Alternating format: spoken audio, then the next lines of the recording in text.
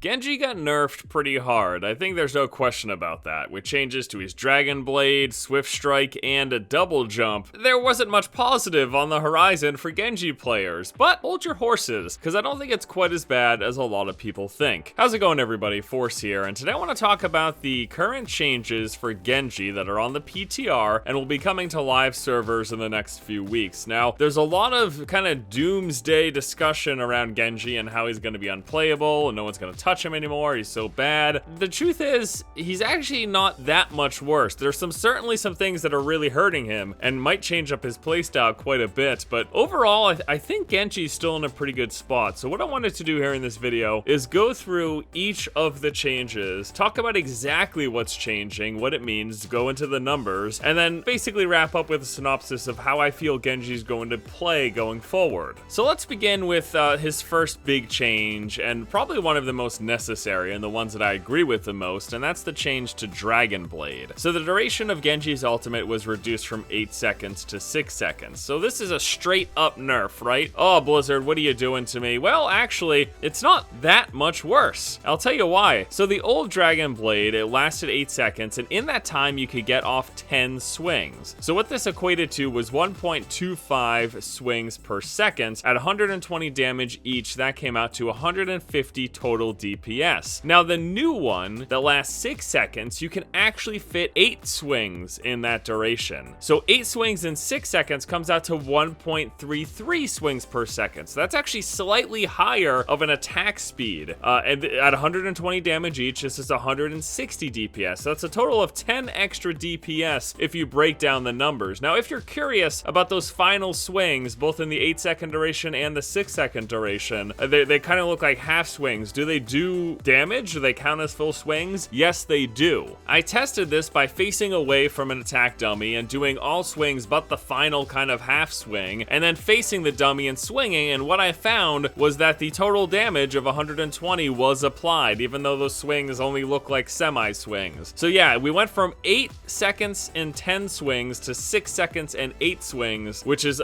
evidently a slightly higher attack speed, but I believe it actually just has more to do with the animation that you're seeing and how it's being applied in that time. Either way, we're actually getting kind of slightly higher DPS according to this math. So we just lost 2 swings, that's it. And 2 swings are a big deal, and 2 less seconds is a big deal. It means that Zenyatta could fully heal his team through your ultimate, but let's be real here. In most of your matches, except for the highest level of play, how often is the entire enemy team going to be in Zenyatta's ultimate? And let us also not forget that Zenyatta was nerfed in this PTR. His Discord orb went from a 50% boost to a 30% boost, so there is a chance you'll be seeing less Zenyatta, which means that maybe, just maybe, Dragon Blade will still be useful if Zenyatta's not around all the time and his entire team isn't grouped up around him. So I don't think Dragon Blade, while it is certainly slightly worse, I don't think it's terrible right now. I still think it's actually pretty good. Let's move on to his next change, and one that people weren't really expecting, and that was the change to his Swift Strike. It no longer interrupts quick melee attacks. So what this means now is that the old combo of doing the alternate attack where you toss 3 shurikens at once, immediately followed by a quick melee, and immediately followed by a Swift Strike is no longer usable. You have to wait for the melee animation to finish, and it's actually a significant difference. So the old one, from the start of the animation where he begins tossing the shurikens to when he's passed through the target, took about 1/6 of a second. 1/6 of a second. The new one, from the animation beginning to passing through the target, takes about 2/3 of a second. The biggest thing though is that roughly half a second where you're waiting for that melee animation to finish, you're really vulnerable. Like, you don't want to just be standing in melee range next to someone for half a second, because even though it's a small amount of time, it's enough time for them to take you out. Now the thing with this change though is that it falls in line with Blizzard's decision to remove a lot of the animation canceling tricks from this game. Now recently, Jeff Goodman, I know I said it right this time,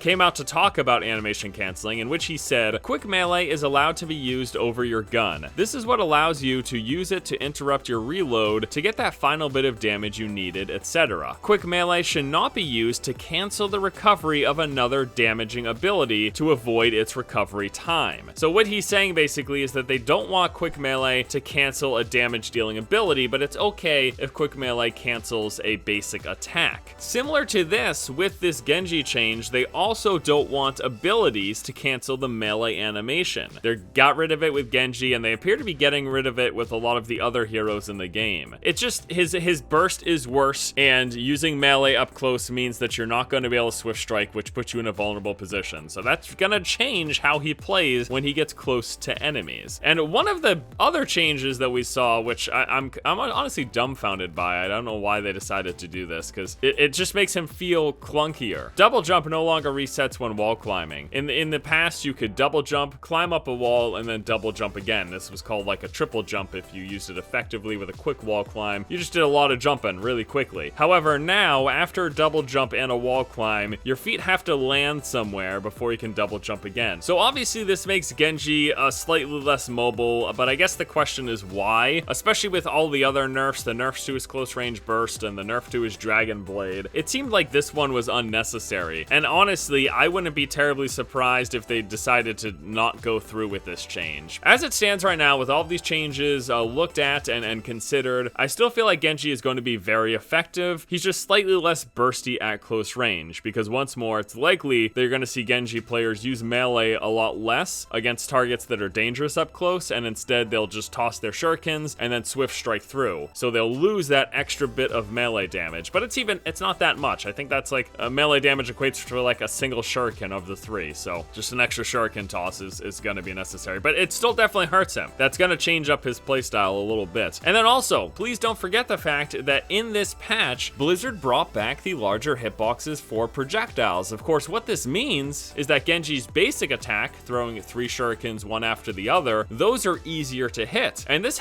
is a big buff, because those being easier to hit means that accuracy is going to increase, because you'll just get some shots off that would have slightly missed before, and that means your ultimate's going to charge faster. Unless you're someone who had a 100% hit rate, which does anyone have 100% accuracy? This means you're going to hit more shots, which means your ultimate's going to charge faster. So that actually is like an inadvertent buff to him and anyone else who uses projectiles. At the end of the day, Genji is hurt. He's kind of taken down a notch, but I still think he's really good, and I still think he's definitely going to be playable. This is the new Genji. I miss the old Genji.